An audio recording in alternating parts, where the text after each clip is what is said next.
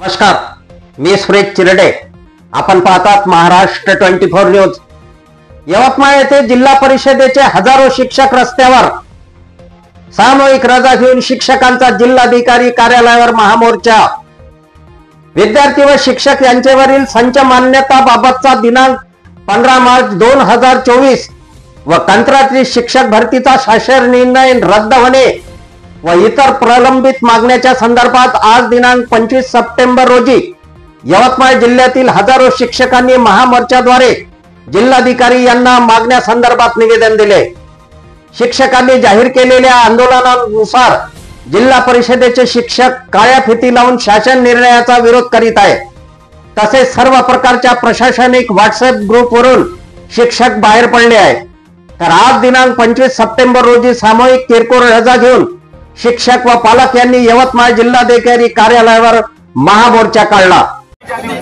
म्हणून आम्ही त्या ठिकाणी निर्णय घेतला की रजा काढली म्हणजे आपल्या लोकांना जाणीव होईल किंवा मला मोर्चात जायचं आहे.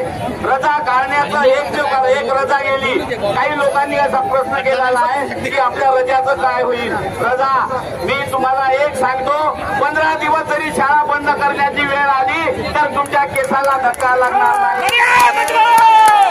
महाराष्ट्रातील सर्व शिक्षक एकजुटीनं विधानसभेच्या पूर्वी आपण एकजुटीनं दिसलो तर शासनाला आपला धक्का लावण्याची ताकद होणार नाही. तुम्ही काळजी करू नका, तुमच्या रजा मंजूर होईल आणि यापुढे सुद्धा आपल्या आंदोलनासाठी आपण तयार राहावं. सगळे प्रश्न आपण सोडवण्याशिवाय शासनाकडून गप्प बसणार नाही.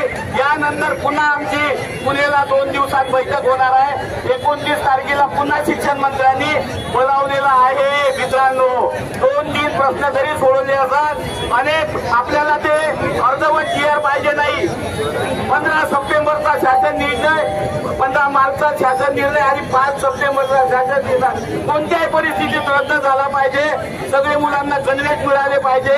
हे प्रश्न जोपर्यंत सुटणार नाही तोपर्यंत आपला आणि आज यवतमाळ जिल्ह्याच्या सर्व तमाम शिक्षक बंधू भगिनींना रजा काढून या मोर्चात सहभागी झालो त्याबद्दल मी महाराष्ट्राच्या सर्व संघटनेच्या वतीनं आपले मनापासून आभार मानतो. असेच तुम्ही सगळं सहकार्य करा. आपले प्रश्न सोडवल्याशिवाय शासन राहणार नाही एवढी ग्वाही देतो. थांबतो. जय हिंद, जय महाराष्ट्र.